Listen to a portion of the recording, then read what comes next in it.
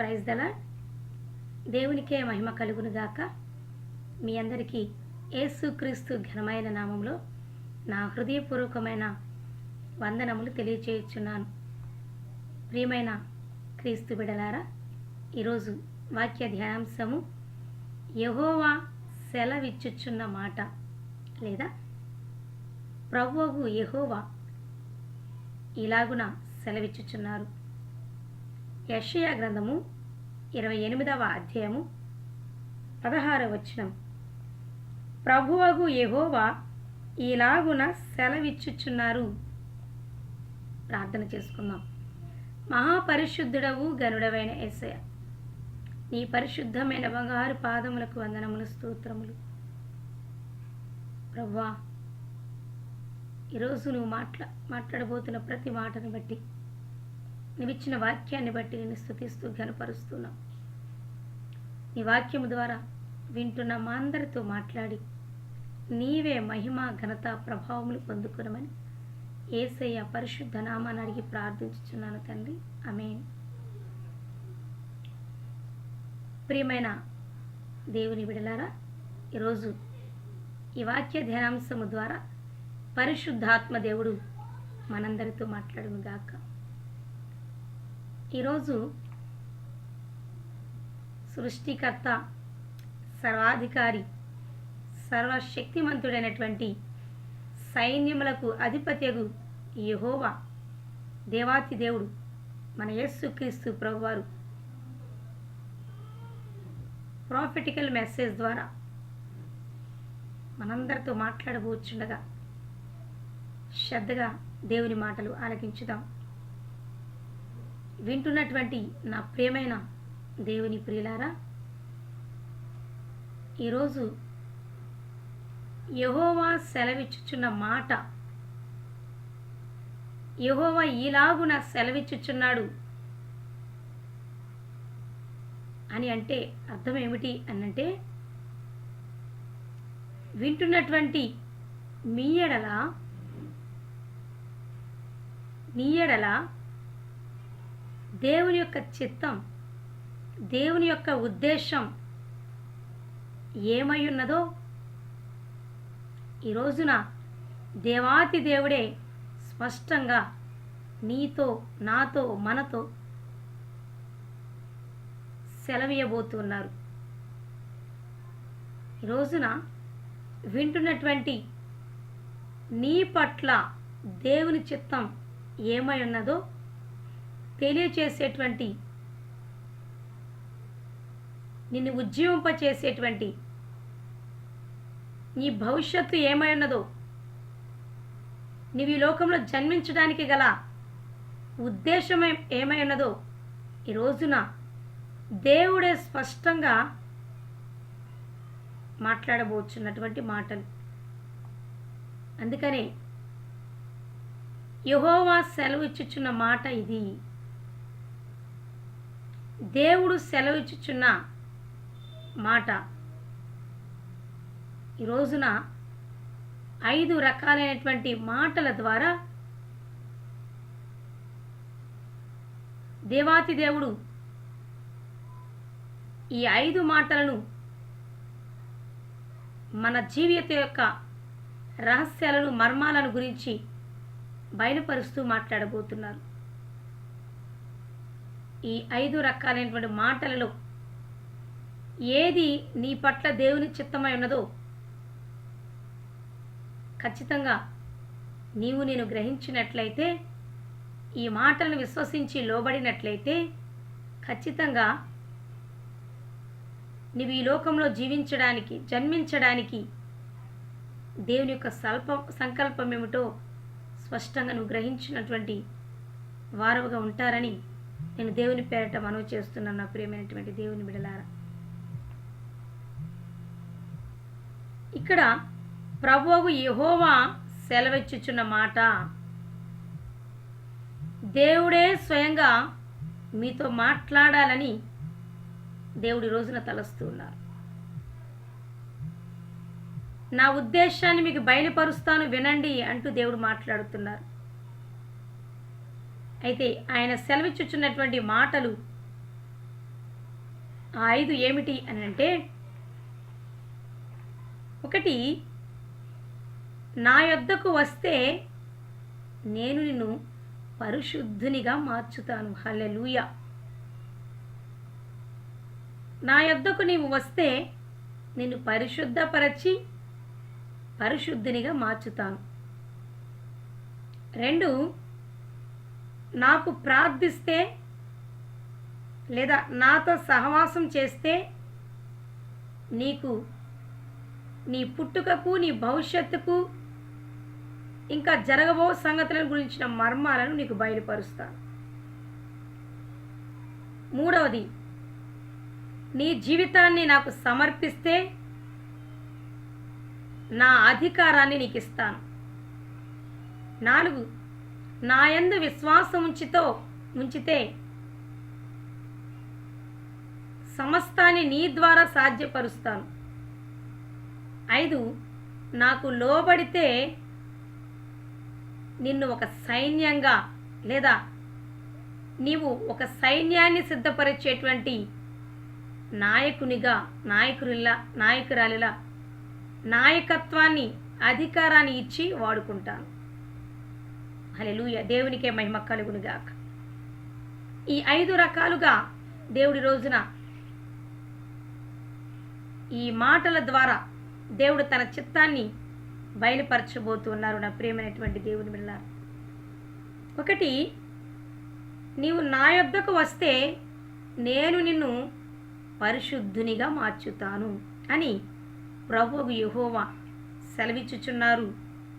యెషయా గ్రంథము 1వ అధ్యాయము 18వ వచనాన్ని చదువుకుంటే, యెషయా గ్రంథము 1వ అధ్యాయము 18వ వచనం, యెహోవా ఈ మాట సెలవిచ్చుచున్నాడు.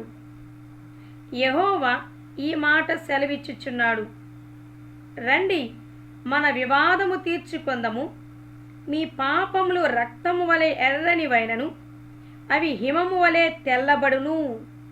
కెంపు వలె ఎర్రనివైనను అవి గొర్రెబొచ్చు వలె తెల్లని వగును. ఆమేన్. హల్లెలూయా. ఇక్కడ ఒక సత్యాన్ని వింటున్న మనం గమనించాలి.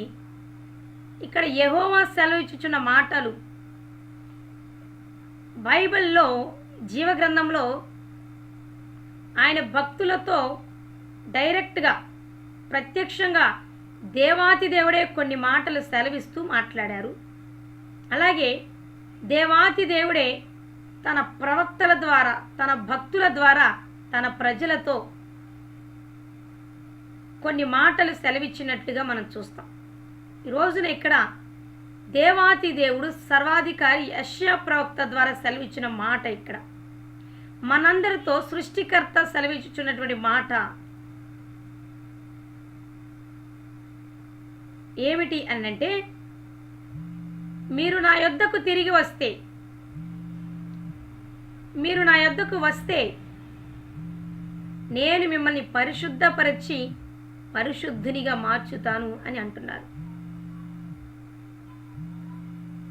యేసుక్రీస్తు ప్రభు మాత్రమే పరిశుద్ధుడైన దేవుడు. ఇంకా ఈ ప్రపంచంలో ఏ ఒక్క వ్యక్తి కూడా పవిత్రుడు, పరిశుద్ధుడు కానే కాదు, కాలేరు కూడా.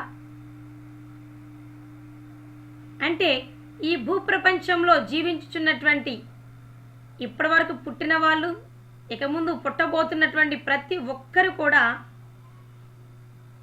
పాపి పాపి అని బైబిల్ నొక్కి వక్కానిస్తుంది. అయితే ఈరోజు నీ మాటలు వింటున్న నీవు ఇంతవరకు నువ్వు యేసుక్రీస్తును అంగీకరించలేదేమో, ఇంతవరకు యేసుక్రీస్తును నీ నిజరక్షకునిగా స్వీకరించలేదేమో, ఇప్పటి వరకు వేరు వేరు దేవతలను, దేవుళ్ళను పూజించి ఉన్నావేమో, యేసుక్రీస్తును నీ హృదయంలోనికి ఆహ్వానించకుండా ఇంకా పాపిగానే ఉంటే, ఇప్పటి వరకు నువ్వు ఎటువంటి పాపాలు చేసినా, ఈ లోకం నిన్ను దొంగగా ముద్రించినా, ఈ లోకం నిన్ను హంతకుడుగా ముద్రించినా, ఈ లోకం నిన్ను దుష్టుడుగా, దుర్మార్గుడుగా అటువంటి పేరును నీకు ముద్రించిన నీవు గనక ఎంత ఘోర పాపాలు చేసి ఉన్నాను తెలుసో తెలియకో ఇప్పటి వరకు చేసి ఉన్నా ఈరోజు సెలవిచ్చుచున్న మాట, దేవుడు సెలవిచ్చుచున్న మాట ఏమిటో తెలుసా?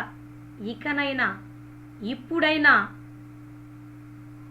ఇప్పటి వరకు పాపపు స్థితిలో ఉన్నావేమో, అదే పాపపు స్థితిలో నుండి యేసయ్య యొద్దకు కనుక నువ్వు రాగలిగితే, యేసయ్య నిజ దేవుడని నీవు గనక ఆయన పాద సన్నిధికి వచ్చి నీ పాపములను ఒప్పుకొని యేసయ్య నిజమైన దేవుడని నీ హృదయంలోనికి ఆహ్వానిస్తే, ఆయనను విశ్వసించగలిగితే, దేవుడు అంటున్నాడు, నీ పాపములు రక్తం వలె ఎర్రగా ఉన్నా వాటిని హిమమంత తెల్లగా చేసేస్తా. నీ పాపములు కెంపు వలె ఎర్రనివైనా వాటిని గొర్రెబొచ్చు వలె తెల్లగా చేస్తా. నీ హృదయం ఘోరమైనటువంటి వ్యాధితో నింపబడినా, అరికాలి మొదలుకొని శిరస్సు వరకు నీలో అంతా పాపపు విషము పేరుకొని పోయినా, ఈ మాటలు గనక నీవు విశ్వసించి, దేవుడే నాతో మాట్లాడుతున్నారు, నా పాపములు క్షమిస్తారట, నన్ను కూడా ఆయన బిడ్డగా స్వీకరిస్తారట, పాపినైన నన్ను పరిశుద్ధపరుస్తారంట అని గనక నువ్వు విశ్వసించి, నువ్వు ఎటువంటి పాపపు స్థితిలో ఉన్నా ఈరోజు గనక యేసుక్రీస్తు పాద సన్నిధికి రాగలిగినట్లయితే, ఇప్పటి వరకు పాపిగా ఉన్న నిన్ను యేసయ్య నీ పాపాలన్నీ క్షమించి నిన్ను పరిశుద్ధపరుస్తారు ఆయన రక్తం చేత. అంతేకాదు, ఇంతవరకు పాపిగా ఉన్న నిన్ను ఈ లోకంలో పరిశుద్ధునిగా మార్చి ఆయన బిడ్డగా నీకు అధికారం ఇచ్చి నీకు పరలోకాన్ని అనుగ్రహిస్తాను అని ఈ రోజున సృష్టికర్త సెలవిచ్చుచున్న మాట ఇది. పాపిని పరిశుద్ధునిగా మార్చడానికే యేసుక్రీస్తు ప్రభువారి శిలువలో మరణించారు. నీ పాపాలను నిమిత్తమే, నీ కోసమే దేవుడు యేసుక్రీస్తుగా నరావతారికి లోకంలోనికి వచ్చి శిలువలో మరణించాడు. ప్రియ సహోదరి సహోదరుడా, ఇప్పుడే ఈ వర్తమానం క్రొత్తగా వింటూ ఉంటే, ఏదో విందాంలే అని ఆకర్షితురాలివై వింటూ ఉంటే, ఈ ప్రాఫెటికల్ మెసేజ్ నీ కొరకే. దేవుని యొక్క చిత్తం ఏమిటో తెలుసా? నీవు ఈ లోకంలో పాపిగా జీవించడం దేవుని చిత్తం కాదు. నీవు దేవుని బిడ్డగా పరిశుద్ధునిగా జీవించాలి అన్నది దేవుని యొక్క ఉద్దేశమైనది నీ పట్ల. హల్లెలూయా. నువ్వు పరిశుద్ధునిగా ఎప్పుడు మార్చబడతావు?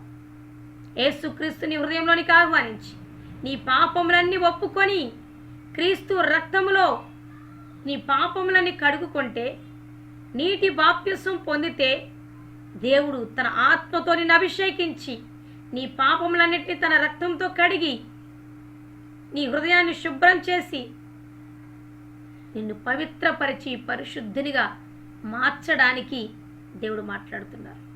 కాబట్టి ఇంకా పాపపు స్థితిలోనే ఉన్నటువంటి ప్రియ సహోదరి సహోదరుడా, దేవుని యొక్క ఉద్దేశం నీ పట్ల ఏమిటో తెలుసా? నీవు గనక ఈ పాపపు స్థితిలో ఆయన యొద్దకు వస్తే నిన్ను పరిశుద్ధునిగా మార్చటమే దేవుని యొక్క చిత్తము. దేవుని యొక్క చిత్తం ఏంటో తెలుసా? మానవుల పట్ల, మానవులందరినీ పరిశుద్ధపరచడం దేవుని చిత్తం. అయితే ఎవరు పరిశుద్ధపరచబడతారు, ఎవరు పరిశుద్ధులుగా మార్చబడతారు అంటే, ఎవరైతే యేసుక్రీస్తు వద్దకు వచ్చి తమ పాపములను ఒప్పుకొని యేసయ్యను అంగీకరిస్తారో వాళ్ళకి మాత్రమే ఆ యోగ్యతను దేవుడు అనుగ్రహిస్తాడు, రక్షణను అనుగ్రహిస్తాడు, పరిశుద్ధపరుస్తారు, ఆయన బిడ్డగా అంగీకరిస్తారు.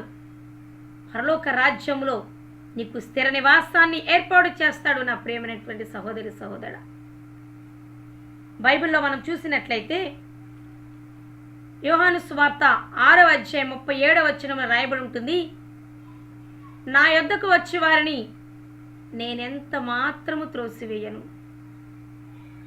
ఈ రోజున నా యొద్దకు రండి, మీ పాపములు ఒప్పుకోవటానికి నా దగ్గరికి రండి, మిమ్మల్ని నేను పరిశుద్ధపరుస్తా, నా యొద్దకు రండి అని అంటున్నారు. అంటే నీవున్న నీ పాపాన్ని చూడొద్దు, నీవున్న పాపపు స్థితిని చూడొద్దు. ఎంత పాపాలు చేసావో, ఎన్ని పాపాలు చేసావో ఆ స్థితిని చూడొద్దు. ఉన్న పాటున యేసుక్రీస్తు వద్దకు వచ్చి ఎన్ని చేసినా వాటన్నిటిని నువ్వు ఉన్న పాటు దేవుని దగ్గరికి వచ్చి యథార్థంగా ఒప్పుకుంటే, ఇన్ని పాపాలు చేసావా, నువ్వు నాకు అక్కర్లేదు అనేటువంటి దేవుడు కాదు నేను ప్రకటిస్తున్న యేసుక్రీస్తు ప్రభు. నేను ఇంకా ప్రేమిస్తున్నాడు కాబట్టి, నువ్వు పాపిగా ఉండటం దేవుని చిత్తం కాదు కాబట్టి, నీవు ఈ లోకంలో పరిశుద్ధుడుగా జీవించాలన్నది దేవుని చిత్తం కాబట్టి, రక్షించబడిన వ్యక్తివిగా, లోకం నుంచి వేరుపరచబడిన వ్యక్తిగా ఉండాలన్నది దేవుని యొక్క ఉద్దేశం కాబట్టి, దేవుడు సెలవిచ్చుచున్న మాట ఈ రోజున, నా యొద్దకు వస్తే నేను నిన్ను పవిత్రపరిచి పరిశుద్ధునిగా మార్చుతాను, నేను త్రోసివేయను. అలాగే 1 యోహాను పత్రిక 1:7-9 వచనాల్లో, మీరు మీ పాపములను నా యొద్దకు వచ్చి ఒప్పుకొని విడిచిపెడితే నా రక్తం ద్వారా మీ పాపాలన్నిటి కడిగి మిమ్మల్ని పవిత్రపరుస్తాను, ఎందుకంటే నేను నీతిమంతుడను. కాబట్టి యెహోవా సెలవిచ్చుచున్న మాట ఏమిటంటే, మీరు నా యొద్దకు వస్తే నేను మిమ్మల్ని పరిశుద్ధునిగా మార్చుతాను.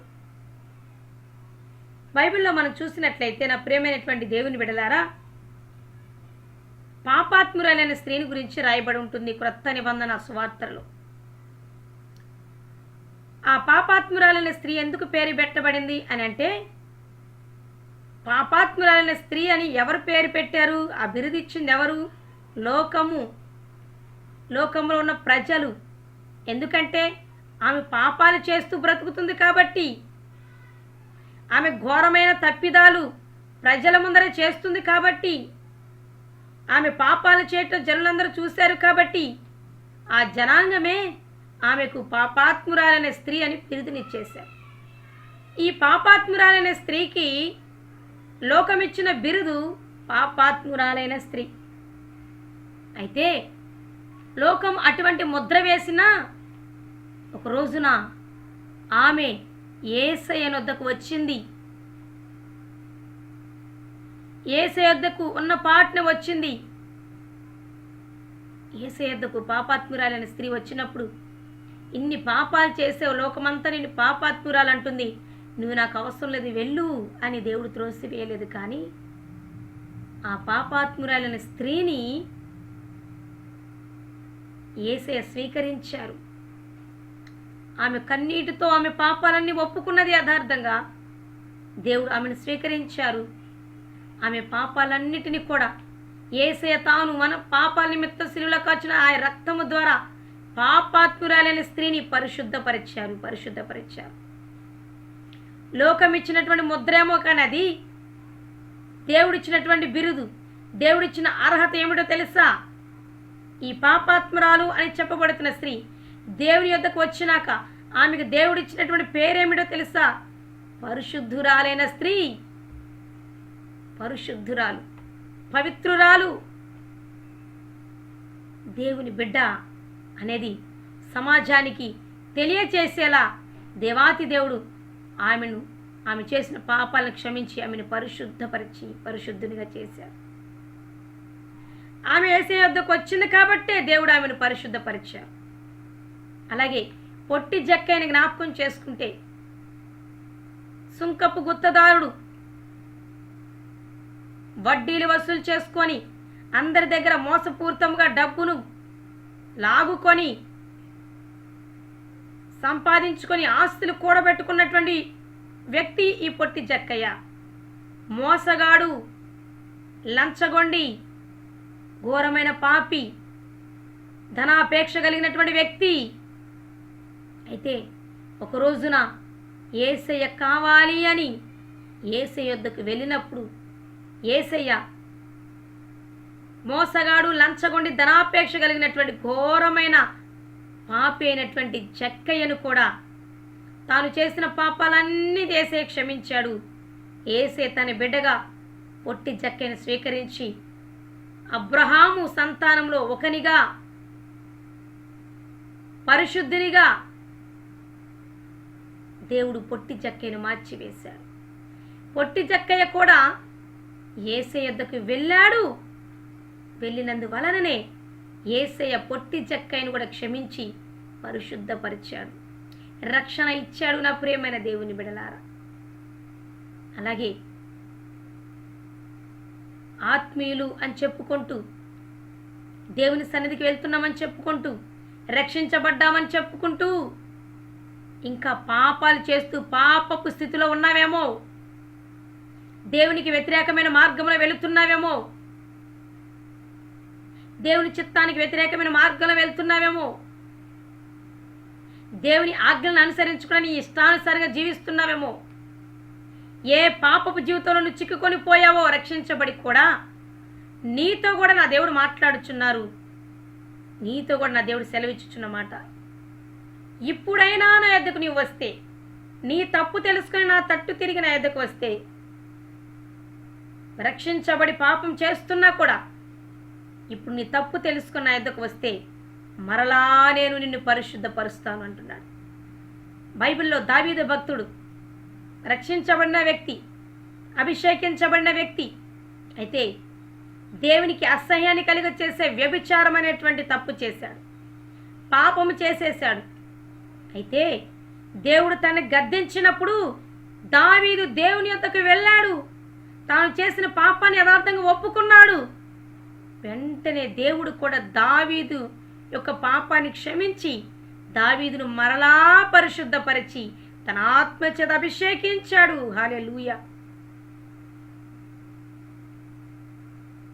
అలాగే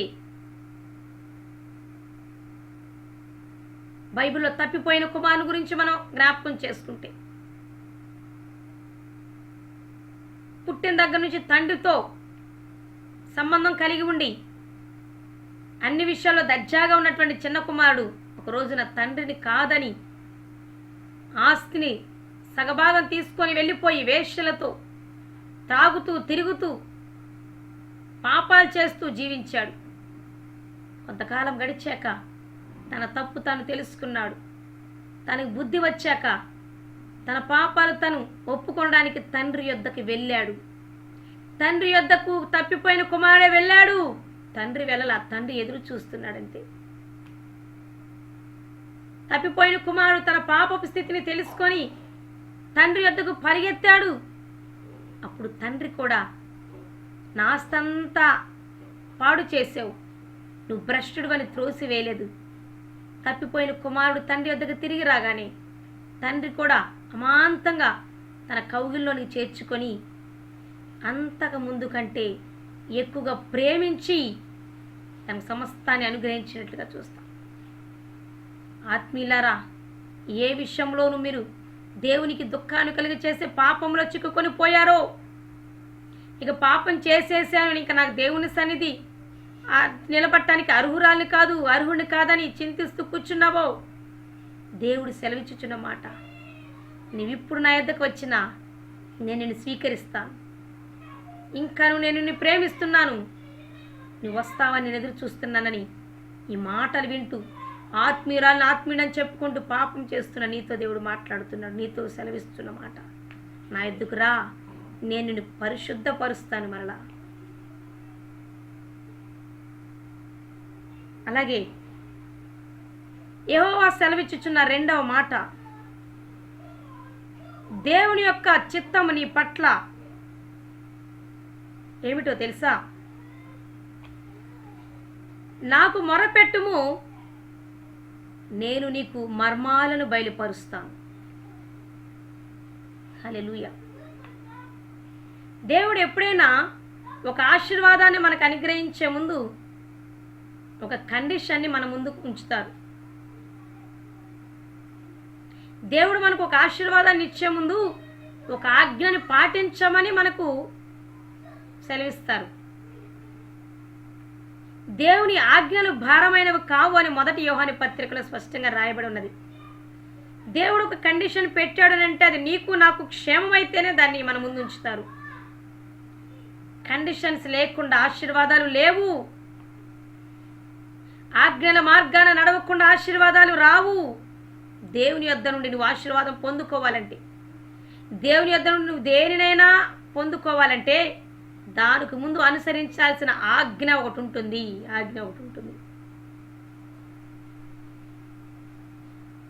కాబట్టి నా ప్రియమైన దేవుని బిడ్డలారా, దేవుడి రోజున సెలవిచ్చుచున్న 2వ మాట, నీ పట్ల దేవుని చిత్తం ఏమిటో తెలుసా? దేవుడు నీకు మర్మాలను బయలుపరచాలనుకుంటున్నారు. ఇర్మియా గ్రంథము 33వ అధ్యాయము 2-3 వచనాల్లో ఈ విధంగా రాయబడి ఉంటుంది. ఇర్మియా గ్రంథము 33వ అధ్యాయము 2-3 వచనాలు. మాట నెరవేర్చు యెహోవా, స్థిరపరచవలనని దాన్ని నిర్మించు యెహోవా, యెహోవా అను నామము వహించిన వాడే ఇలాగు సెలవిచ్చుచున్నాడు. యెహోవా అను నామము వహించిన వాడే ఇలాగున సెలవిచ్చుచున్నాడు. యెహోవా సెలవిచ్చుచున్న మాట ఏమిటంటే, నాకు మొర్రపెట్టుము, నేను నీకు ఉత్తరమిచ్చేదను, నీవు గ్రహింపలేని గొప్ప సంగతులను, గూఢమైన సంగతులను నీకు తెలియచేతును. హల్లెలూయా, హల్లెలూయా. నాకు మొర్రపెట్టుము, నీవు గ్రహించలేని గొప్ప సంగతులు, గూఢమైన సంగతులు, మర్మాలు, రహస్యాలు, జరగబోయే విషయాలు నేను నీకు బయలుపరుస్తాను అని ఈరోజు దేవుడు నీతో మాట్లాడుచున్నారు. దేవుని యొక్క చిత్తం నీ పట్ల ఏమిటో తెలుసా? నీతో ఆయన కొన్ని మర్మాలను తెలియచేయాలనుకుంటున్నారు. నీకు కొన్ని గూఢమైన సంగతులను వివరించాలనుకుంటున్నారు. నీతో జరగబోయే విషయాలను ఆయన మాట్లాడాలనుకుంటున్నారు. హల్లెలూయా. అయితే ఆయన ఇవి తెలియపరచబోయే ముందు ఏమంటున్నారు? నాకు మొర్రపెట్టు. ఈ రోజున నాకు మొర్రపెట్టుము, నాకు ప్రార్థన చేయము అంటే ఈ రోజున చెప్పబడుతున్న ఆత్మీయ అర్థం ఏమిటో తెలుసా నా ప్రియ స్నేహితులారా? నాతో నీవు సహవాసం చేస్తే, ప్రార్థన అనేది ఎటువంటిది? దేవునితో మాట్లాడటం, దేవుడు మనతో మాట్లాడటం. దేవునితో మనం మాట్లాడుతున్నప్పుడు ఆయన కూడా మనతో మాట్లాడతారు. ఇరువురు మాట్లాడుకుంటున్నారంటే అక్కడ సహవాసము, సంబంధం ఉన్నట్లు. ప్రార్థన ద్వారా దేవునితో మనం సహవాసం చేసేవారంగా ఉంటాం. ఎవరైతే వ్యక్తిగతమైన ప్రార్థన అలవాటును కలిగి ఉంటున్నారో వారు దేవునితో సహవాసం చేస్తున్నారు అని అర్థం. ఎవరికైతే వ్యక్తిగతంగా దేవునితో ప్రార్థన చేసేటువంటి స్థితి లేదో వాళ్ళకి దేవునికి సంబంధమే లేదని అర్థం చేసుకోవాలి. పర్సనల్గా నువ్వు దేవునితో గడపకపోతే, ప్రార్థన చేయకపోతే, నీ విషయాన్ని దేవునికి చెప్పకపోతే ఆయన కూడా నీతో ఏం చెప్పరు. కాబట్టి ప్రార్థన అనేది దేవునికి మనకు మధ్య సహవాసాన్ని, స్నేహబంధాన్ని, సత్సంబంధాన్ని, అన్యోన్య సహవాసాన్ని కొనసాగిస్తుంది. నా ప్రియమైన స్నేహితులారా, ఈ విధంగా వ్యక్తిగతంగా మనం ప్రార్థన చేయటం ద్వారా దేవునితో సహవాసం చేసేవారు ఉంటాం.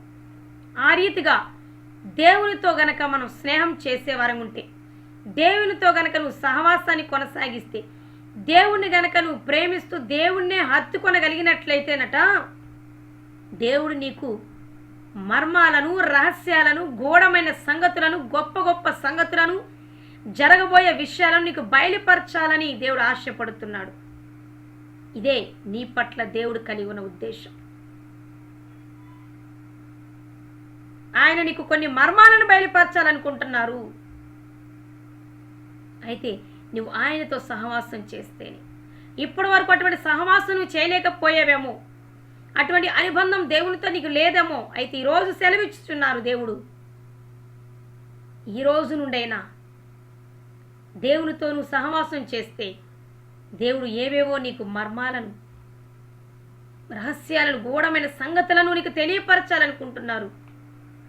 నీ గురించి, నీ కుటుంబం గురించి, ఇంకా అనేకులకు నీ ద్వారా అనేకమైన మర్మాలు తెలియపరచాలనుకుంటున్నాడు. దానియేలు గ్రంథము 2వ అధ్యాయం 22వ వచనంలో దానియేలు భక్తుడు మాట్లాడుతున్నారు. మర్మములను బయలుపరిచేటువంటి యెహోవా, అగాధ స్థలములో ఉన్న రహస్యాలను బయలుపరిచే యెహోవా అని ప్రార్థన చేస్తున్నాడు. అలాగే యెషయా గ్రంథము 45వ అధ్యాయము 3వ వచనంలో కూడా రాయబడి ఉంటుంది. యెషయా గ్రంథము 45వ అధ్యాయం 3వ వచనంలో, పేరు పెట్టి నిన్ను పిలిచిన ఇశ్రాయేలు దేవుడైన యెహోవాను నేనే అని నీవు తెలుసుకొనున్నట్లు అంధకార స్థలములలో ఉంచబడిన నిధులను, రహస్య స్థలములలోని మరుగైన ధనమును నీకిచ్చెదను. పేరు పెట్టి దేవుడిని పిలుచుకున్నారుగా.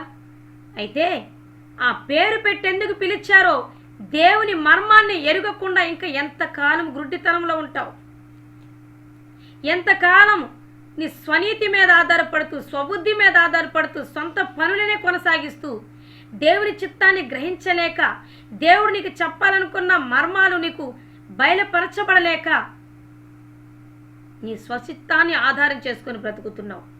దేవుడు నీకు ఎన్నెన్నో మరుగు చేయబడినటువంటి నిధులను, అంధకార స్థలంలో దాచబడినటువంటి ధనాన్ని నీకు ఇవ్వాలని, ఆ మరుగు చేసిన మాటలు, ఆ రహస్యాలు, గూఢమైన సంగతులు, జరగబోయే విషయాలు నీకు తెలియపరచాలని, నీ ద్వారా అనేకులకు తెలియపరచాలని దేవుడు ప్రణాళికను సిద్ధం చేసి నీ కొరకు ఎదురు చూస్తూ ఉంటే, దేవునితో నువ్వు సహవాసం చేయకుండా, దేవునితో నీకు సత్సంబంధం లేకుండా, దేవుని హత్తుకొని బ్రతకకుండా ఉంటున్నావు. అయితే ఈ రోజైనా పేరు పెట్టి పిలిచింది నీకు మర్మాలను బయలుపరచడానికి, నీ ద్వారా అనేకులకు మర్మాలు బయలుపరచడానికి. అయితే ఉన్న పాట లేచి దేవునితో ప్రార్థన సహవాసం ద్వారా అన్యోన్యమైన సహవాసాన్ని ఏర్పాటు చేసుకో. దేవుడు నీకు అనేకమైన మర్మాలను, రహస్యాలను బయలుపరచడానికి ఇష్టపడుతున్నాడు. అదే నీ పట్ల దేవుడు కలిగి ఉన్న ఉద్దేశం అని ఈ రోజు నువ్వు గ్రహించాలి. నీ కొరకు అంధకార స్థలములో, మరుగైన చోట కొన్ని నిధులను దేవుడు ఉంచున్నారు. ఆత్మ సంబంధమైన నిధులు, భౌతిక సంబంధమైన నిధులు నీ కొరకు దాచబడి ఉన్నాయి. నువ్వు ఆయనతో సహవాసం చేస్తే అవి ఎక్కడ ఉన్నాయో, ఎప్పుడు నువ్వు అందుకుంటావో వాటిని దేవుడు వాటిని బయలుపరచాలని దేవుడు ఆశపడుతూ ఉన్నాడు.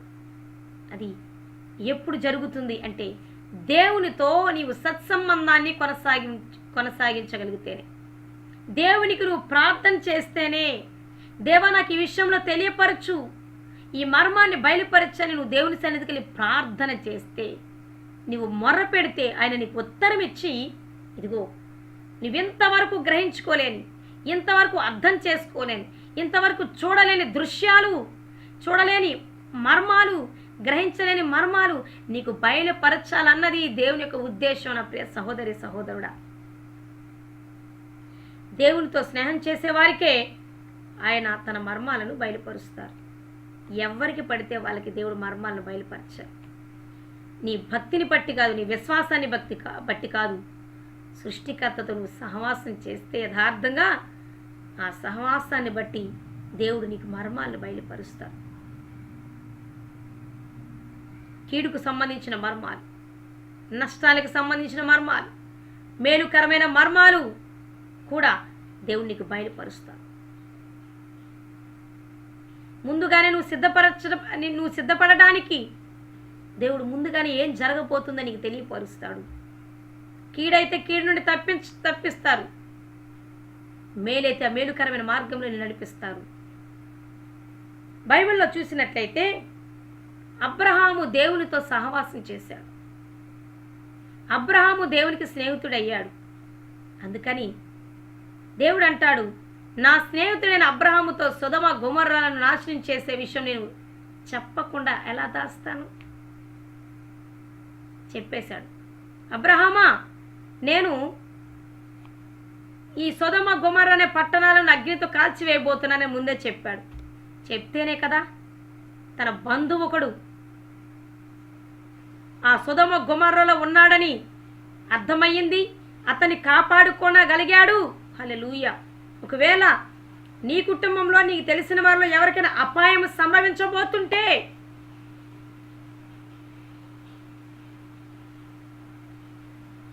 ఇరుకులో పడిపోబోతుంటే దాన్ని తప్పించడానికి దేవుడు వారిని గురించి నీకు మర్మాలను బయలుపరుస్తాడు. ఆ మర్మాలు నువ్వు తెలుసుకుంటేనే ఇరుకులో ఇబ్బందుల్లో పడబోతున్నటువంటి వాళ్ళని నువ్వు విడిపిస్తావు, రక్షిస్తావు. అందుకనే దేవునికి చిత్తం నీ పట్ల ఏమిటో తెలుసా? నీకు అనేకమైన మర్మాలు బయలుపరిచి ఆ మర్మాలు ఇతరులకు తెలియపరుస్తూ కీడులో పడకుండా, పాపంలో పడకుండా, నరకానికి వెళ్లకుండా కాపాడాలని దేవుడు నిన్ను పేరు పెట్టి పిలుచుకున్నాడు. నీ కుటుంబం ఎలా ఉంటేనే నీ కుటుంబం ఎలా, నా కుటుంబం ఎలా ఉంటే నాకేం, నేను బాగుంటే చాలని అనుకుంటున్నావు. ఎవరు ఎటుపోతే నాకెందుకు, నా భక్తి నాకుంటే చాలు అనుకుంటున్నావు. అందుకు కాదు నిన్ను పిలిచింది. ఒక పక్క నీ కుటుంబము, నీకు తెలిసిన వాళ్ళు నరకానికి వెళ్ళడానికి సిద్ధంగా ఉన్నారు. అది వాళ్ళు గ్రహించలేని స్థితిలో ఉన్నారు.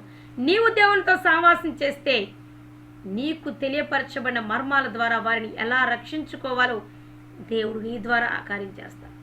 అబ్రహాముకు దేవుడు ఆ మర్మం చెప్పాకే అబ్రహాము దగ్గర లోతు కుటుంబాన్ని గురించి అబ్రహాము మొరపెట్టగా లోతు కుటుంబం కాపాడబడింది. హల్లెలూయా, హల్లెలూయా. అలాగే ఈ అబ్రహాము సంతానం ఒక రోజున ఐగుప్తులో శ్రమల పాలవుతారు, బానిసలుగా ఉంటారు. తర్వాత నేను విడిపిస్తాను అని కూడా అటువంటి ఎప్పుడో జరగబోయేటువంటి సంగతులు కూడా, రహస్యాలు కూడా అబ్రహాముతో ముందుగానే దేవుడు చెప్పారు. అలాగే యోహాను భక్తుని మనం జ్ఞాపకం చేసుకుంటే యేసే శిష్యుల్లో ఒకడు యోహాను. శిష్యులందరిలో యోహానుకు ప్రత్యేకమైన స్థానం ఉంది యేసే దగ్గర. యోహాను యేసుని ప్రేమించిన శిష్యుడు అట. యేసయ్య యోహాన్ని ప్రేమించిన శిష్యుడట. యోహాను యేసే రొమ్మున ఆనుకునే ఉంటాడట. ఎప్పుడు యేసయ్య ప్రక్కనే ఉంటాడట యోహాను. ఎప్పుడు యోహాను యేసయ్యను హత్తుకునే ఉంటాడట. అందుకనే 12 మంది శిష్యులందరిలో మర్మాలు, రహస్యాలు ఏమైనా ఉంటే యోహానికే యేసయ్య చెప్పేవాడట. హల్లెలూయా. అందుకనే పేతురు ఒకసారి అంటాడు, ఏదో ఒక విషయం గురించి యోహానుతో అంటాడు, నీకైతే యేసయ్య అన్ని చెప్తాడు, నువ్వు అడిగి తెలుసుకో అని. యోహాను అడిగితే ఏ విషయమైనా దాచకుండా యేసయ్య యోహానుతో చెప్పేవాడు. ఎందుకో తెలుసా? యోహాను యేసయ్యను అంతగా ప్రేమిస్తున్నాడు. యోహాను యేసయ్య రొమ్మున ఆనుకునేటువంటి శిష్యుడు. యోహాను దేవుణ్ణి ఎప్పుడు హత్తుకొని అతనితో యేసయ్యతో సహవాసము చేసేటువంటి భక్తుడిగా ఉన్నందువలన ఏమి జరిగింది అంటే, పరలోక దృశ్యాలు, నరకంలో ఉన్నటువంటి పరిస్థితులు, అంచె దినాల్లో జరగబోయేటువంటి సంగతులు, అనేకమైన పరసంబంధమైనటువంటి మర్మాలు, ఎలాగ యుగాంతం జరగబోతుందో, ఎలాగో క్రీస్తు రాకడ జరగబోతుందో, అంచె దినాల్లో ఎటువంటి మార్పులు వస్తాయో, అంత్యక్రీస్తు పరిపాలన ఎలాగ ఉంటుందో, పరలోక రాజ్యంలో ఉన్నటువంటి వైభవం ఎలా ఉంటుందో, నరకంలో ఉండేటువంటి ఆ దుస్థితి ఎలా ఉంటుందో సమస్తాన్ని యోహాను శిష్యుడికే దేవుడు ఆ మర్మాలు, రహస్యాలు, జరగబోయే సంగతులను బయలుపరిచారు. ఆ సంగతులన్నీ యోహాను ప్రకటన గ్రంథంలో రాశారు. ప్రకటన గ్రంథం అంతా కూడా దేవాతి దేవుడు, పరిశుద్ధాత్మ దేవుడు యోహానుకు బయలుపరిచిన మర్మాలు, రహస్యాలు, గూఢమైన సంగతులు. నీవు పరిశుద్ధాత్మ చేత అభిషేకించబడిన వ్యక్తివైతే, పరిశుద్ధాత్మతో నువ్వు అన్యోన్య సహవాసం చేయగలిగితే, ఎల్లప్పుడూ ఆత్మలో ప్రార్థించుచున్నటువంటి వ్యక్తిగా నీవు ఉంటే, పరిశుద్ధాత్మ మీద ఆధారపడుతూ పరిశుద్ధాత్మను హత్తుకునే జీవితం నీకు కలిగి ఉంటే, పరిశుద్ధాత్మ దేవుడే జరగబోయే సంగతులను, మర్మాల రహస్యాలు నీకు బయలుపరుస్తారు. కీడైతే తప్పిస్తారు, మేలు అయితే మేలుకరమైన మార్గం నడిపిస్తారు. సమస్తాన్ని నీకు బయలుపరుస్తానంటున్నాడు దేవుడు ఆయనతో సహవాసం చేస్తే. అలాగే పౌలు కూడా దేవునితో పరిశుద్ధాత్మతో అన్యోన్య సహవాసం కలిగి ఉన్నప్పుడు, గొప్ప ప్రార్థనా పరుడుగా ఉన్నప్పుడు, ఆ పరిచర్య అంతట్లో కూడా పౌలు ద్వారా దేవాతి దేవుడు అనేకమైన మర్మాలు సంఘాలకి బయలుపరిచాడు. దేవుడు బయలుపరిచిన మర్మాలన్నీ పౌలు ద్వారా కట్టబడిన సంఘాలకు తెలియపరిచాడు పౌలు. అలాగే దానియేలు భక్తుడు కూడా గొప్ప ప్రార్థన వీరుడు, రోజుకు 3 మారు ప్రార్థన చేసేటువంటి భక్తుడు. అందుకని దానియేలుకు కూడా ఎవ్వరికీ వివరించలేనంతగా, ఏ ప్రవక్తకు వివరించలేనంతగా అంత్య దినాలలో జరగబోయేటువంటి ప్రాముఖ్యమైనటువంటి విషయాలు, మర్మాలు బయలుపరిచాడు. నువ్వు ఎక్కువగా ప్రార్థన చేసి దేవునితో సహవాసం చేసే వ్యక్తివైతే దేవుడు నీకు మర్మాలు బయలుపరుస్తాడు, రహస్యాలు బయలుపరుస్తాడు. ఆత్మీయులు దేవుని యొక్క మర్మాలు, పరమ సంబంధమైన మర్మాలు తెలుసుకోవాలి. ఈ రోజున యేసే నిజమైన దేవుడనే మర్మము, ఆత్మ జ్ఞానము లేక అనేక మంది దేవుడు కాని దేవుళ్లకు పూజ చేస్తున్నారు, సాతానుడికి సేవ చేస్తున్నారు. వారికి పరలోక సంబంధమైన మర్మము తెలియదు.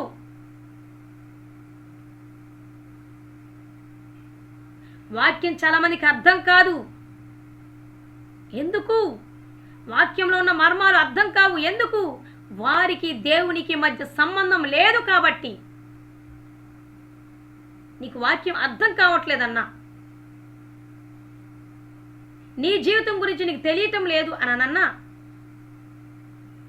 నీకు దేవునికి మధ్య సంబంధం లేదు కాబట్టి.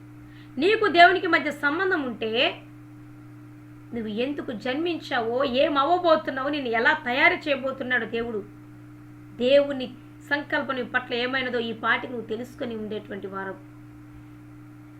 కాబట్టి నా ప్రియమైనటువంటి దేవుని బిడలారా, దేవుని యొక్క చిత్తం ఏమిటో తెలుసా? ఆయనతో నువ్వు సహవాసం చేయాలని, ఆ సహవాసము ద్వారా దేవుడు ఎన్నెన్నో మర్మాలు, రహస్యాలు నీకు బయలుపరచాలని, అనేకులను నీ ద్వారా రక్షించుకోవాలని దేవుడు ఆశపడుతున్నాడు. అదే నీ పట్ల దేవుని యొక్క ఉద్దేశం.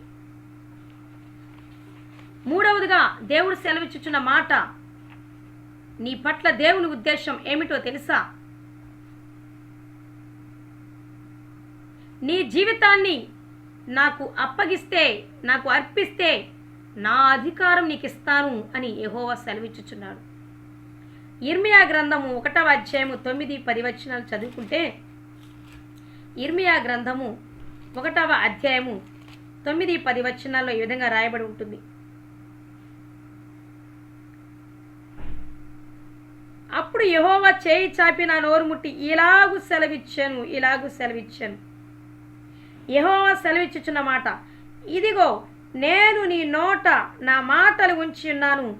పెళ్ళగించుటకును, విరగగొట్టుటకును, నశింపచేయుటకును, పడద్రోయుటకును, కట్టుటకును, నాటుటకును నేను ఈ దినమున జనముల మీదను రాజ్యముల మీదను నిన్ను నియమించున్నాను. హల్లెలూయా. ఈ మాటలు వింటున్నటువంటి నా ప్రియమైన బిడ్డలారా, దేవుని యొక్క చిత్తం నీ పట్ల ఏమిటో తెలుసా?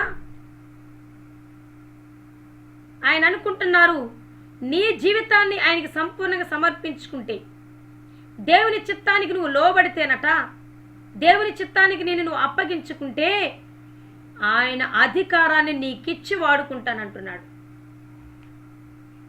నీ జీవితాన్ని నాకిస్తే నా అధికారాన్ని నీకు ఇస్తాను అని యెహోవా సెలవిచ్చుచున్నారు. ఈరోజు దేవుడు తన అధికారాన్ని నీకిచ్చి ఈ లోకంలో అధికారవంతంగా సేవ చేయించుకోవాలని ఆశపడుతూ ఉన్నాడు. చాలామంది సేవకులు దేవుడిచ్చిన అధికారాన్ని వాడుకోవడానికి కూడా భయపడుతూ ఉంటారు. సువార్తను ప్రకటించే విషయంలో ఎవరు వింటారో వాళ్ళకే చెప్తారు. ఎదుట పాపం ఎంత జరుగుతున్నా ఇది పాపమని ఖండించలేనటువంటి పిరికితనం కలిగినటువంటి సేవకులు మన మధ్యలో లేరా? ఏ మాట చెప్తే ఏమనుకుంటారోనని వాస్తవాన్ని దాచి, సత్యాన్ని దాచి, పాపపు స్థితిలో ఉన్న వారిని అలాగే చూస్తూ విడిచిపెడుతున్న నీచమైన సేవకులు మనలో లేరా? ఒక వ్యక్తి నరకానికి వెళ్తున్నాడని తెలిసిన సువార్తను ప్రకటించకుండా గద్దించకుండా ఉంటున్నటువంటి పిరికితనపు సేవకులు మనలో లేరా నా ప్రియమైనటువంటి దేవుని బిడలారా? అయితే దేవుడు నీకు ఇచ్చిన అధికారాన్ని ఎంత వరకు దాన్ని వినియోగించుకుంటున్నావు? గద్దించాల్సిన చోట నువ్వు గద్దించగలుగుతున్నావా? హెచ్చరించాల్సిన చోట హెచ్చరిస్తున్నావా? ఖండించాల్సిన చోట నువ్వు ఖండించగలుగుతున్నావా? అది దేవుడు నీకు ఇచ్చిన అధికారం. అయితే ఈ మాటలు గనక క్రొత్తగా వింటున్న వారు వింటున్నాను, నా ప్రియమైనటువంటి దేవుని బిడలారా, నువ్వు దేవుని సంకల్పంలో ఉన్నావు. ఇంకా నీ జీవితాన్ని నీ ఇష్టానుసారంగా జీవిస్తున్నావేమో, నీ సొంత ఇష్టాన్ని నెరవేర్చుకుంటూ ఉన్నావేమో, సగం భక్తి సగం దేవుడు అని జీవిస్తున్నావేమో. అయితే ఈ రోజున సంపూర్ణంగా దేవుని చిత్తానికి నిన్ను నువ్వు అప్పగించుకుంటేనట దేవుడు తన అధికారాన్ని ఇచ్చి ఈ లోకంలో గొప్ప పరిచర్యని ద్వారా జరిగించాలనుకున్నాడు. నీ జీవితాన్ని దేవునికి ఇస్తే దేవుని యొక్క అధికారం నీకు ఇవ్వబడుతుంది అని యెహోవా ఈ రోజున సెలవిచ్చుచున్నారు. యేసయ్య మాట్లాడుతున్నారు, పరిశుద్ధాత్మదేవుడు మాట్లాడుతున్నారు. అయితే నీ జీవితాన్ని ఆయనకి అప్పగించడం ద్వారా ఆయన ఇచ్చేటువంటి అధికారాలు ఏమిటో తెలుసా? 2. 1, కట్టుటకు, నాటుటకు, ఫలింప చేయుటకు, కట్టుటకు, నాటుటకు దేవుడు నీకు అధికారం ఇవ్వబోతున్నాడు. అనేకులను క్రీస్తులో కట్టడానికి, అనేకులను క్రీస్తులో నాటడానికి, అనేకులు క్రీస్తులో ఫలించేలా చేయడానికి దేవుడు నీకు అధికారం ఇవ్వబోతున్నారు. అధికారం ఏమిటో తెలుసా? ఎలాంటి అధికారం? ఎలా ఉంటుంది ఆ అధికారం అని అంటే, నీ నోట ఆయన మాటలు ఉంచబోతున్నారు. నీ నోట దేవుని నోటి మాటలు ఉంచి నిన్ను వాడుకోబోతున్నారు. నువ్వు ఎవరితో మాట్లాడినా వారు క్రీస్తు యొద్దకు వస్తారు. అలాగే నీవు అనేకులను బలపరచగలుగుతావు. నీ మాటలు అనేకులు బలపరుస్తాయి, నీ మాటలు అనేకులు ఆదరిస్తాయి, నీ మాటలు అనేకులు ధైర్యపరుస్తాయి. నీ మాటలు అనేకులను యేసును తెలుసుకునేలా, యేసును హత్తుకునేలా చేస్తాయి. నీ మాటలు అనేకులను ఆత్మరోషం కలిగిన వారుగా తయారు చేస్తాయి. ఆ అధికారము దేవుడు నీ నోటి మాటలకు ఇవ్వబోతున్నారు. నీ నోట ఆ శక్తివంతమైన మాటలు దేవుడు ఉంచబోతున్నారు. ఆ అధికారం ఇవ్వబోతున్నాడు దేవుడు. నీకు దేవుడు వాక్శక్తిని ప్రసాదించబోతున్నాడు. నీ వాక్కు అనేకులకు బలమైన శక్తివంతమైన వాక్కుగా దేవుడు మార్చబోతున్నాడు. నీవు ఆశీర్వదిస్తే వాళ్ళని దేవుడు ఆశీర్వదించబోతున్నాడు. నా ప్రియమైనటువంటి దేవుని బిడ్డలారా, ఇర్మియా ప్రవక్త సుమారు 20 సంవత్సరాలు వయసులో ఉన్నప్పుడు దేవుడు సెలవిచ్చిన మాట ఇది. ఇర్మియా, నేను నిన్ను జనములకు ప్రవక్తగా నియమించున్నాను అన్నప్పుడు ఇర్మియా అంటున్నాడు, అయ్యో నేను ఇంకా యవ్వన బాలుడనే, నేను బాలుడనే, చిన్నవాడినే, ఈ వయసులో నేను ప్రవక్తగా ఉండటం ఏంటి? నా మాటలు ఎవరింటారు? నా వయసుకు కూడా గౌరవించారు కదా అని యేసయ్యతో తిరిగి మాట్లాడుతున్నప్పుడు దేవుడు అంటున్నారు, నేను బాలుడను అని నీవు అనొద్దు. నీ ఉన్న స్థితి నాకు అవసరం లేదు, నీ వయసుతో నాకు సంబంధం లేదు.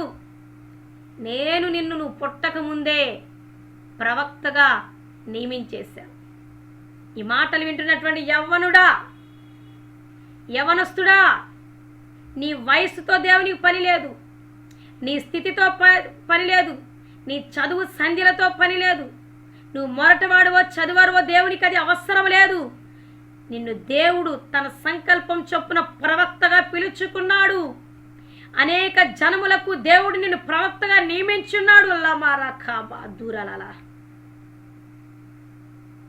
అనేకుల యొద్దకు దేవుడు నిన్ను నడిపించబోతున్నాడు. నీ నోట దేవుని శక్తివంతమైన మాటలు ఉంచున్నాడు. హల్లెలూయా. ఇదే నీ పట్ల దేవుని యొక్క చిత్తం. ఇదే దేవుని యొక్క సంకల్పం నీ పట్ల.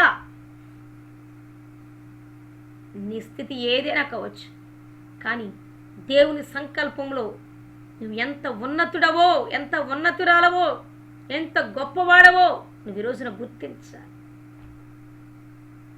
లోకం దృష్టిలో నీచుడుగా, ఎన్నికలేని వ్యక్తిగా తృణీకరించబడుతున్న ఉన్నను ఈరోజు దేవుడు నీతో సెలవిచ్చుచున్న మాట, దేవుని యొక్క సంకల్పం నీ పట్ల నిన్ను ప్రవక్తగా అనేక జనములకు వాడుకోబోతున్నాడు. నీ నోట తన మాటలు ఉంచి అనేకులు బలపరుస్తూ, ఆదరిస్తూ, ధైర్యపరుస్తూ, శక్తితో నింపబోతున్నాడు. రెండవదిగా, శత్రు బలమంతటి మీద నీకు దేవుడు అధికారాన్ని ఇవ్వబోతున్నాడు. ఈ మాటలు వింటున్న ప్రియ దేవుని బిడ్డలారా, దేవుడు మీకు శత్రు బలమంతటి మీద అధికారాన్ని ఇవ్వబోతున్నారు. దేవుని యొక్క ఉద్దేశం ఏంటో తెలుసా? ఆయన బిడ్డలందరూ కూడా శత్రువు కంటే బలవంతులుగా ఈ లోకంలో ఉండాలని, శత్రువైన అపవాదిని, వాడి శక్తులన్నిటినీ దేవుడు తన బిడ్డల ద్వారానే అణిచివేయాలని కోరుకునేటువంటి దేవుడు నా దేవుడు. లూకాసు వార్త 10వ అధ్యాయము 19వ వచనాన్ని కనుక మనం చూస్తే, లూకాసు వార్త 10వ అధ్యాయము 19వ వచనాన్ని చూస్తే, దేవుడి రోజున నీకు ఇస్తున్న అధికారము, నీ జీవితాన్ని దేవునికి సమర్పించుకుంటే దేవుడు నీకు ఇస్తున్నటువంటి అధికారం ఏమిటో తెలుసా? ఆయన అధికారం రెండవది ఏమిటో తెలుసా? ఇదిగో, పాములను తేళ్లను త్రొక్కుటకును శత్రువు బలమంతటి మీదను మీకు అధికారము అనుగ్రహించున్నాను, ఏది మీకెంత మాత్రమును హాని చేయదు. హల్లెలూయా, హల్లెలూయా. ఏది ఇక మీదతో మిమ్మల్ని మీకు హాని కలుగ చేయదు. హాని చేసే అధికారం దేనికి లేదు, ఎవ్వడికి లేదు, ఏ శక్తికి లేదు. ఎందుకో తెలుసా? హాని చేసేది శత్రువు మాత్రమే, హాని చేసేది అపవాది మాత్రమే, వాడి శక్తులు మాత్రమే. అయితే వాడికి అధికారం లేదు నీ మీద. నీకే దేవుడు వాడి మీద, వాడి శక్తుల మీద సంపూర్ణమైన అధికారం ఇచ్చి ఉన్నాడు. Glory to God. కీర్తనలు 91:13 వచనం, కీర్తనల గ్రంథము 91వ అధ్యాయము 13వ వచనం ద్వారా కూడా దేవునికి ఇస్తున్న అధికారం. నీవు సింహములను, నాగు పాములను త్రొక్కెదవు, కోదమ సింహములను, భుజంగములను అనగద్రొక్కెదవు. హల్లెలూయా. నువ్వు ఇక శత్రువుని అనగద్రొక్కటానికి జన్మించిన క్రీస్తు సాధనాన్ని వినువు.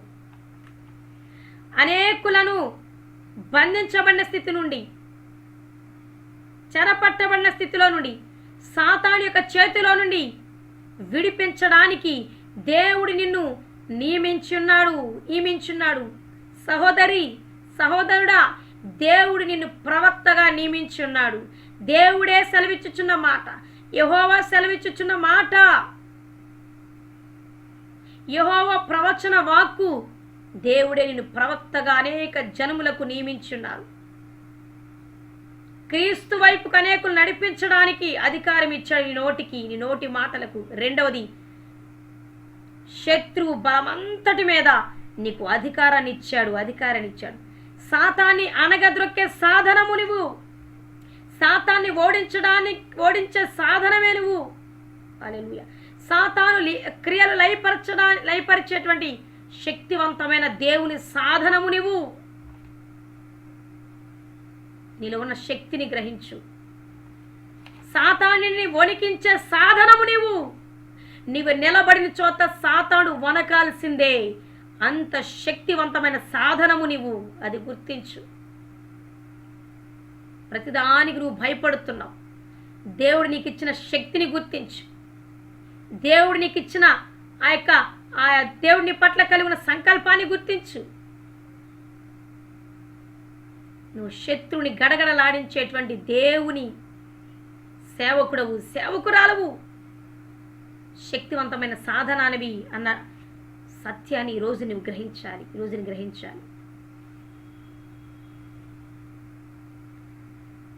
యెహోవా సెలవిచ్చుచున్న 4వ మాట, దేవుడు నీ పట్ల కలిగి ఉన్నటువంటి ఉద్దేశము 4వదిగా ఏమిటో తెలుసా? నీవు నా యందు విశ్వాసం ఉంచితే అసాధ్యాలను నీ ద్వారా సాధ్యపరుస్తాను. హల్లెలూయా. దేవుడు సెలవిచ్చుచున్న మాట, మీరు నా యందు విశ్వాసం ఉంచితే, మీరు నన్ను నమ్మితే ఈ లోకంలో అసాధ్యాలన్నిటినీ మీ ద్వారా సాధ్యపరుస్తాను అని దేవుడు మాట్లాడుతున్నారు. ఇర్మియా గ్రంథము 32వ అధ్యాయము 26-27 వచనాల్లో రాయబడి ఉన్నమాట. అంతటా యెహోవా వాక్కు ఇర్మియాకు ప్రత్యక్షమై ఇలాగు సెలవిచ్చెను. యెహోవా ఇలాగు సెలవిచ్చెను, నేను యెహోవాను, సర్వ శరీరులకు దేవుడను, నాకు అసాధ్యమైనది ఏదైనా ఉన్నదా? హల్లెలూయా. యెహోవా సెలవిచ్చుచున్న మాట, నాకు అసాధ్యమైనది ఏదైనా ఉన్నదా? ఈ రోజున ఈ మాట మీతో పలుకుతున్నటువంటి అంతరార్థము ఏమిటో తెలుసా? నీవు గనక దేవుని యందు పరిపూర్ణంగా విశ్వాసం ఉంచగలిగినట్లయితే ఈ లోకంలో నీకు అసాధ్యమైనవన్నీ, ఈ లోకంలో అసాధ్యమైనవన్నీ నీ ద్వారా సాధ్యపరిచేటువంటి శక్తిని దేవుడు నీకు అనుగ్రహించబోతున్నారు. నీ ద్వారా దేవుడు సమస్తాన్ని సాధ్యపరచబోతున్నారు. ఈ లోకానికి అది అసాధ్యం కావచ్చు, బట్ నీ ద్వారా మాత్రం దాన్ని సాధ్యపరచబోతున్నాడు నా దేవుడు. హల్లెలూయా. బైబిల్లో రాయబడిన చక్కని మాటలు, నమ్ముట నీ వలననైతే నమ్మువానికి సమస్తము సాధ్యమే. నమ్మితే నీవు దేవుని మహిమను చూస్తావు.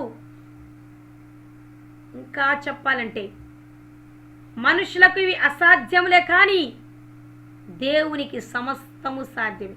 నేను ప్రకటిస్తున్న నా దేవునికి, నేను ప్రకటిస్తున్న నా యేసు క్రీస్తు ప్రభువుకు ఈ లోకంలో, భూప్రపంచంలో, ఈ సృష్టిలో సమస్తము సాధ్యమే, సమస్తము సాధ్యమే. ఆ అధికారాన్ని, ఆ శక్తిని వింటున్న నీకు ఇవ్వాలని దేవుడు ఆశపడుతున్నాడు. దేవుని యొక్క ఉద్దేశం నీ పట్ల ఏమిటో తెలుసా? ఎలాగైతే యేసుక్రీస్తు ప్రభు శరీరధారి లోకంలో జీవించి అన్నిటినీ అసాధ్యాలనుకున్న వాటిని ఎలాగైతే సాధ్యపరిచారో అట్టి రీతిగా నీ ద్వారా కూడా నీ ముందు కనపడినటువంటి అసాధ్యమైన పరిస్థితులన్నిటినీ, అసాధ్యాలను నీ ద్వారా సాధ్యపరుస్తానని దేవుడు మాట్లాడుతున్నారు.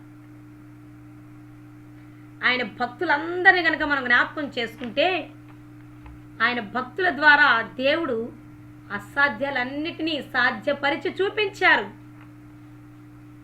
మన దేవుడే కాదు అసాధ్యాలు సాధ్యపరిచేది. ఆయన విశ్వాసం ఉంచినటువంటి వారి ద్వారా కూడా దేవుడు అసాధ్యాలను సాధ్యపరచగలిగేటువంటి సమర్థుడు, శక్తివంతుడు, గొప్ప దేవుడై ఉన్నాడు నా దేవుడు. అయితే పౌలు అంటాడు కదా, ఫిలిప్పీ పత్రిక 4వ అధ్యాయం 13వ వచనంలో, నన్ను బలపరచు వాని యందు నేను సమస్తము చేయగలను. నన్ను బలపరచు వాని యందు నేను సమస్తము చేయగలను. నన్ను బలపరచు నా దేవుని శక్తిని బట్టి నాకు సమస్తము సాధ్యమేనని పౌలు భక్తుడు మాట్లాడలేదా? భక్తులందరూ కూడా యేసుక్రీస్తు వలె చనిపోయిన వారిని లేపగలిగారు. దీర్ఘకాలిక వ్యాధులు కలిగినటువంటి వారిని, చచ్చుబడిపోయినటువంటి శరీరం కలిగినటువంటి వారిని తిరిగి లేపలేదా?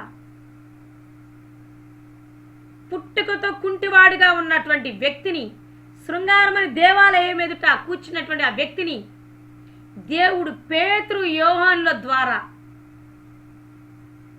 నడిచేలా చేయలేదా?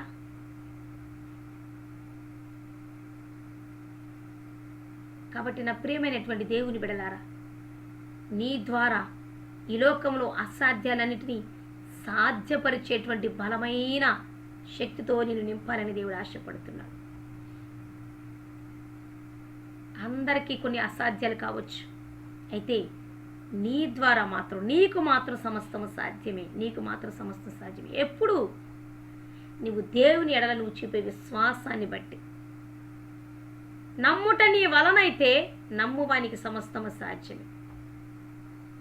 నిన్ను బలపరిచేటువంటి దేవుణ్ణి బట్టి నువ్వు సమస్తాన్ని లోకంలో సాధ్యపరచగలవు అన్న వాస్తవాన్ని రోజున గ్రహించాలి. అటువంటి శక్తిని దేవుడు నీలో ఉంచున్నారు. నువ్వు విశ్వసించకే కొన్ని కార్యాలు జరగటం లేదు. నువ్వు విశ్వాసం ఉంచితే, దేవుడు నీలో శక్తి ఉంచినా, దేవుడు నిన్ను అభిషేకించుకున్నా, నీలో విశ్వాసం లేకపోతే, నీ విశ్వాస సామర్థ్యం పెరగకపోతే దేవుడు కూడా సాధ్యపరచలేరు కదా.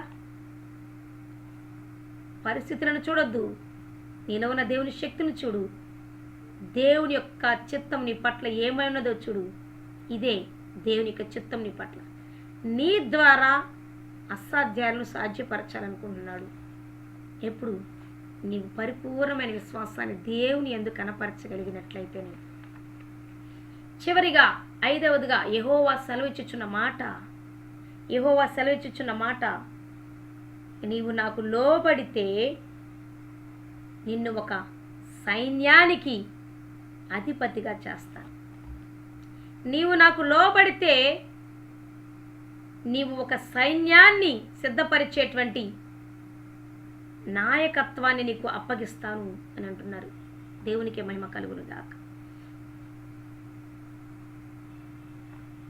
యెహెజ్కేలు గ్రంథము 37వ అధ్యాయము 4-5 వచనాలు చూస్తే, యెహెజ్కేలు గ్రంథము 37వ అధ్యాయము 4-5 వచనాలు, ఇంకా 37వ అధ్యాయము ప్రారంభం నుంచి కూడా మనం చూస్తే మనకు అక్కడ అన్ని విషయాలు అర్థమవుతాయి.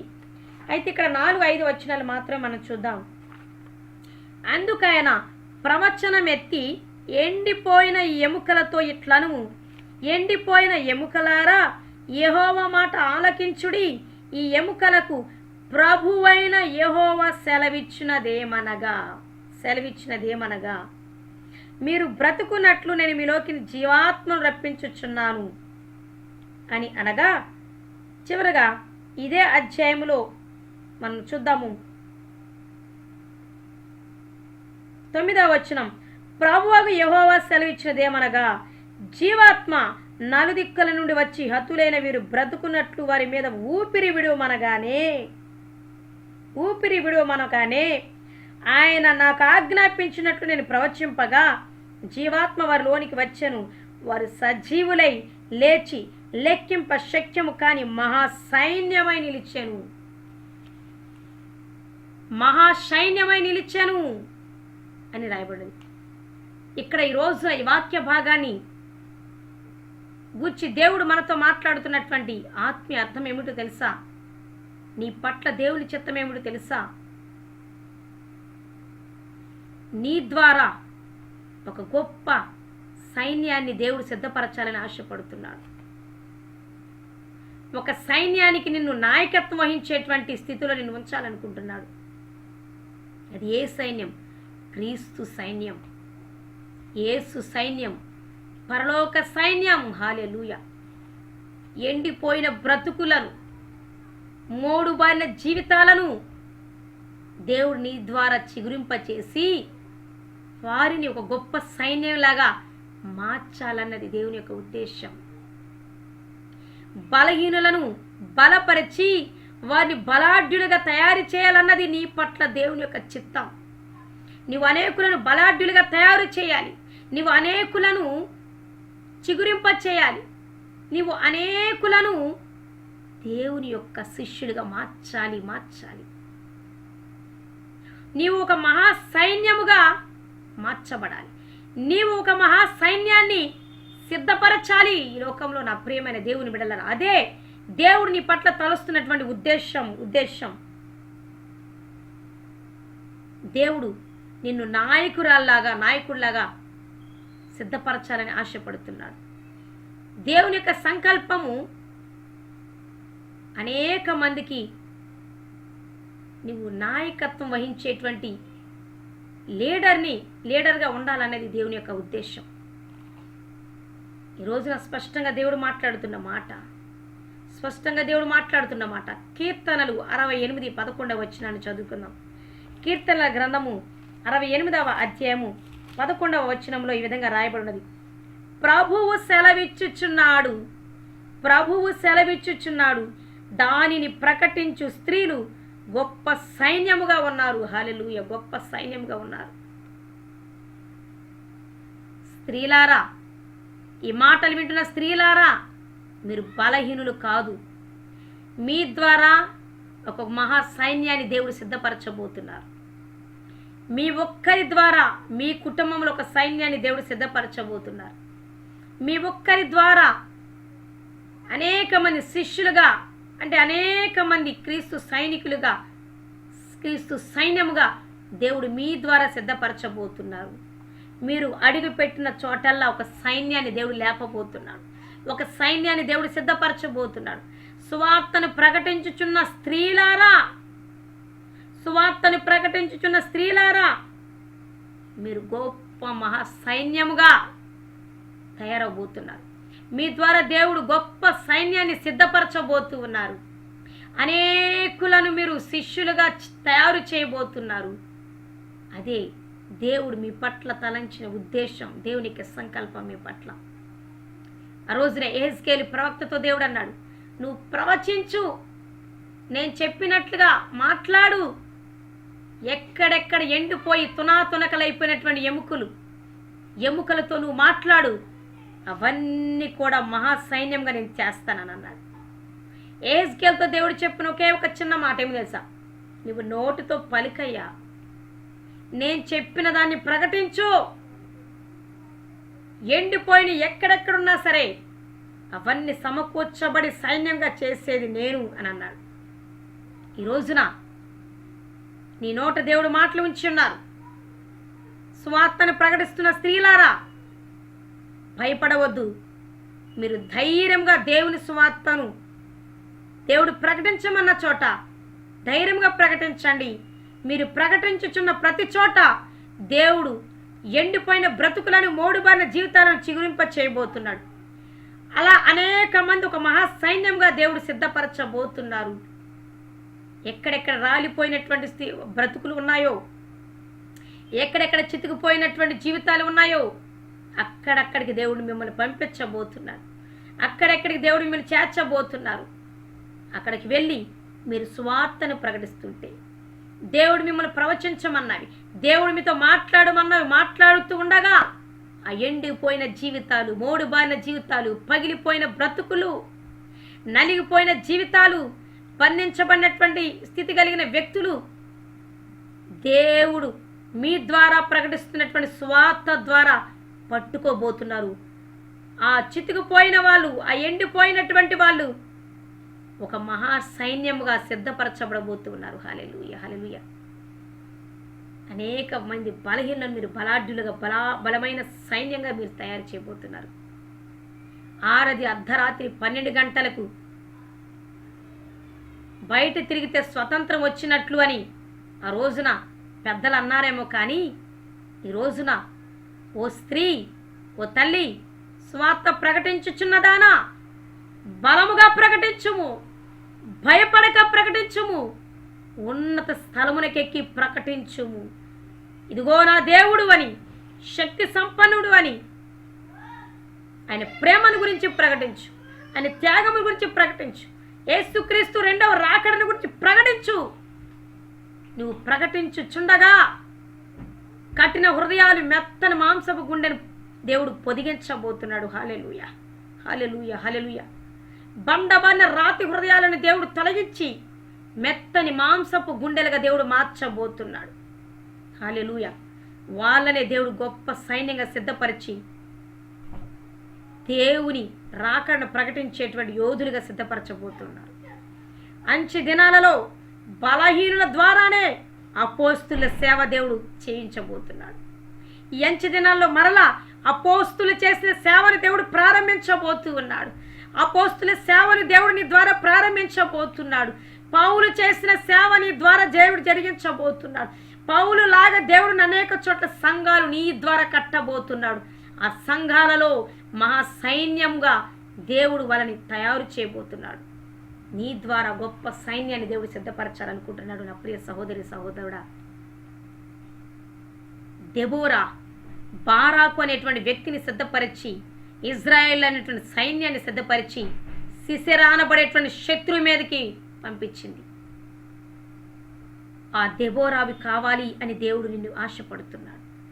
ఆనాటి దెబోరా లాగా దేవుడు నేను ఏర్పాటు చేసుకొని ఆనాడు దెబోరా ధైర్యముగా అడుగు ముందుకు వేసి ఇజ్రాయెల్నే గొప్ప యోధులుగా సిద్ధపరిచి శత్రు మీదకి పోరాడటానికి వాళ్ళు సిద్ధపరిచి పంపించినట్లుగా ఈ రోజున బలహీనులుగా ఓడిపోయిన వాళ్ళుగా ఉంటున్న వాళ్ళ దగ్గరికి దేవుడు నిన్ను పంపిస్తూ ఉండగా నువ్వు స్వార్థను ప్రకటిస్తూ ఉంటే నువ్వు వాళ్ళని సిద్ధపరుస్తున్న విధానం ఎలా ఉంటుందో తెలుసా? శత్రువైన అపవాదితో పోరాడేటువంటి రోషం కలిగిన వ్యక్తులుగా ఆ వ్యక్తులను దేవుడు నీ ద్వారా మహాసైన్యంగా సిద్ధపరచబోతున్నారు. శత్రువుతో ఎలా పోరాడాలో దేవుడు నీ ద్వారా వారికి నేర్పించబోతున్నాడు. శత్రువుని ఎలా ఓడించాలో దేవుడు నీ ద్వారా వారికి నేర్పించబోతున్నాడు. నీ ద్వారా వారికి ట్రైనింగ్ ఇవ్వబోతూ ఉన్నాడు. నువ్వు అనేక శిష్యులను తయారు చేయబోతున్నావు. అదే దేవుని యొక్క సంకల్పం. దేవుని యొక్క సంకల్పం.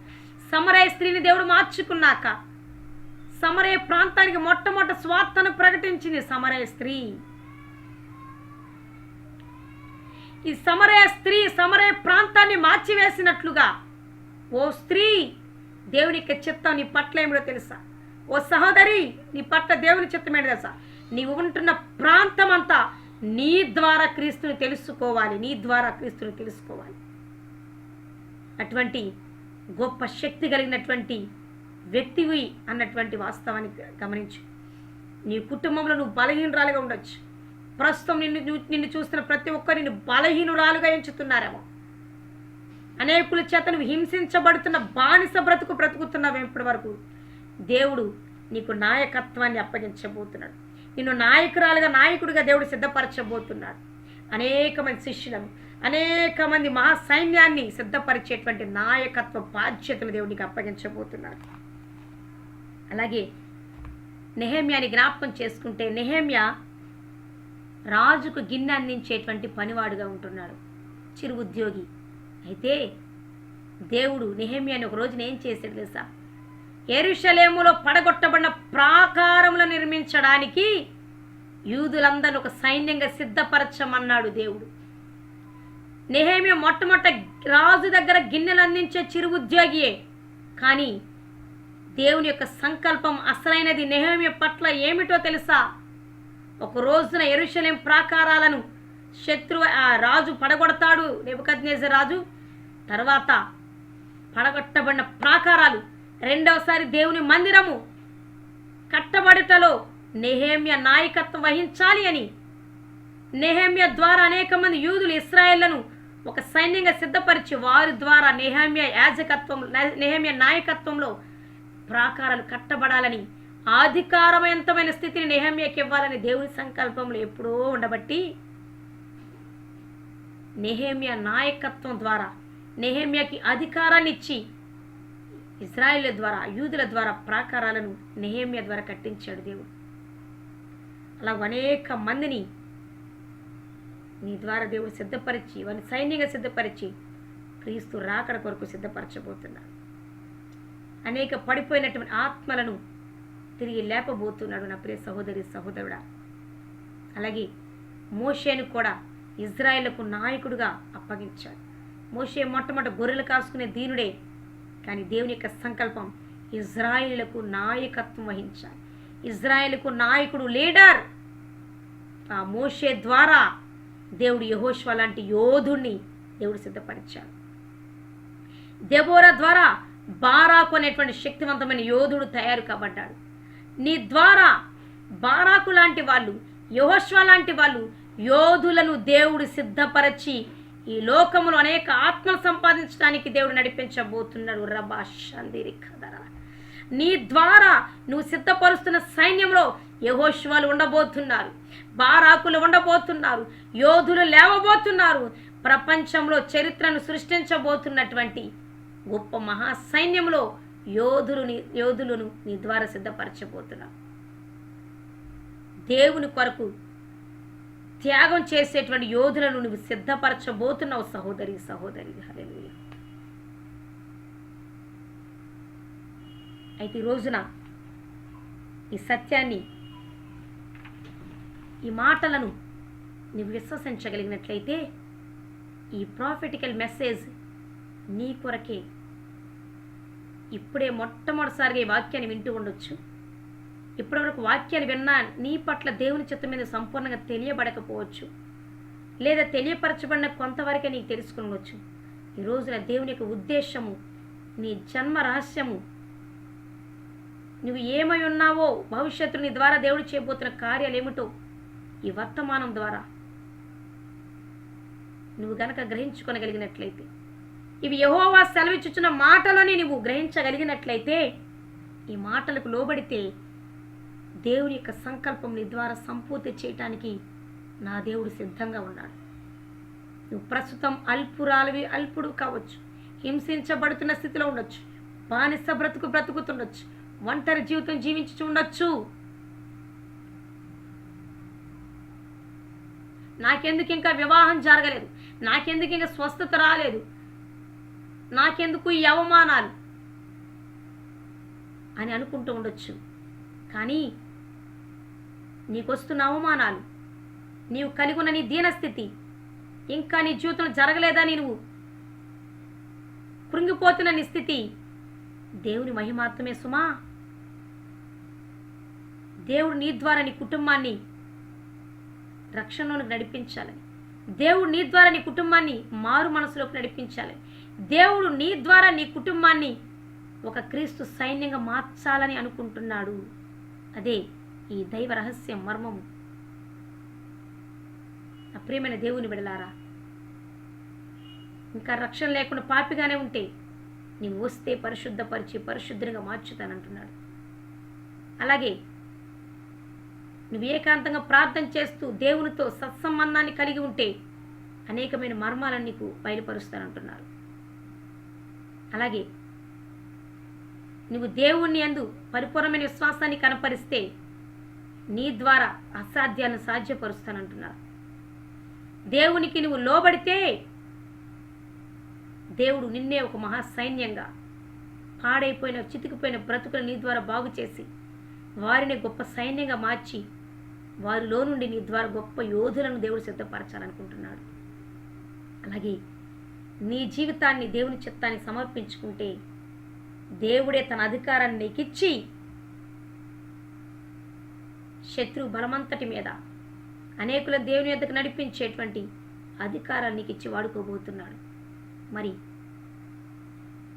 ఈ వాక్యం యెహోవా సెలవిచ్చుచున్న ఈ 5 మాటలు మన కొరకే. దేవుని యొక్క చిత్తము, ఉద్దేశము మన పట్ల ఇదే ఉన్నది కాబట్టి దేవుని మాటలు విశ్వసించి లోబడుదాం. దేవుని సంకల్పం, దేవుని చిత్తం మన ఎడల సంపూర్ణముగా జరుగునుగాక. మహాపరిశుద్ధుడు, ప్రేమ కలిగిన తండ్రి, నీ పరిశుద్ధమైన బంగారు పాదాలకు వందనాలు. మీరు మాట్లాడిన ఒక్కొక్క మాటను బట్టి నీ స్తుతిస్తూ ఘనపరుస్తున్నాం. అయోగ్యులము, అనర్హులమైన మమ్మల్ని ప్రభా తండ్రి, మీ సంకల్పంలో ఎంతో గొప్పగా మీరు తీర్చిదిద్దాలని ఆశపడుతూ ఉండగా తండ్రి, మీరు మాతో స్పష్టంగా మాట్లాడిన మాటలు పెట్టన్నారు. ఈ మాటలు ఎందరైతే వింటున్నారో ప్రభా వాళ్ళందరి హృదయాలను మీరు దర్శించండి, వినబుద్ధిని పుట్టించండి. ఈ మాటలు ఎండ్ల విశ్వాసాన్ని కలిగించండి ప్రభు. పరిశుద్ధాత్మ దేవుడా ఒక్కొక్కరిని మీరు తాకండి, ఒక్కొక్కరి మీద మీ ఆత్మని కుమ్మరించండి, ఒక్కొక్కరిని బలవంతులుగా చేయండి, ఒక్కొక్కరిని క్రీస్తు సైన్యంగా మార్చండి ప్రభా తండ్రి. నీ చిత్తం ఒక్కొక్కరి పట్ల సంపూర్ణంగా నెరవేర్చుకొని నీవే మహిమ, ఘనత, ప్రభావం పొందుకోనమని యేసయ్య శక్తి కలిగిన నామంలో ప్రార్థించుచున్నాను తండ్రి. ఆమేన్. దేవుడు మిమ్మల్ని ఆశీర్వదించి బహుగా ఫలింపచేయునుగాక. ఆమేన్.